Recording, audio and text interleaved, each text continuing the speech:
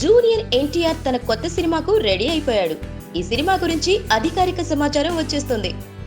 ఈ చిత్ర ప్రారంభోత్సవానికి కూడా రంగం సిద్ధమైంది. దీంతో నందమూరి అభిమానుల ఆనందానికి అవధుల్లేవు. అయితే సర్దార్ గబ్బర్ సింగ్ లాంటి ఫ్లాప్ తర్వాత బాబీ దర్శకత్వంలో హ్యాట్రిక్ హిట్లతో ఊపు మీదున్న తారక్ సినిమా చేయడానికి రెడీ అవ్వడం ఆశ్చర్యం కలిగించే విషయమే. ఎన్టీఆర్ పెద్ద రిస్క్ చేస్తున్నాడన్న కామెంట్లు కూడా వినిపిస్తున్నాయి. అయితే ఎన్టీఆర్ తనకు అత్యంత ఆప్తుడైన కొరటాల శివ గ్రీన్ సిగ్నల్ ఇచ్చాకే ఈ సినిమాను పట్టాలెక్కిస్తున్నట్లు సమాచారం. బాబీ తనకు చెప్పిన కథ నచ్చాక దాని మీద తుది నిర్ణయం తనే తీసుకోలేదట. ఆ స్క్రిప్ట్ ను తన long time friend Janata garage రూపంలో కెరీర్ బిగ్గెస్ట్ హిట్ ఇచ్చిన కొరటాలకు పంపించాడట. కొరటాల కొన్ని మార్పులు చేర్పులు సూచించి గ్రీన్ సిగ్నల్ ఇచ్చాకే బాబీకి ఎన్టీఆర్ ఓకే చెప్పినట్లు అతడి సన్నిహితులు చెబుతున్నారు. ఏదైతేనేం ఎన్టీఆర్ ఎట్టకేలకు సినిమా అయితే చేస్తున్నాడు.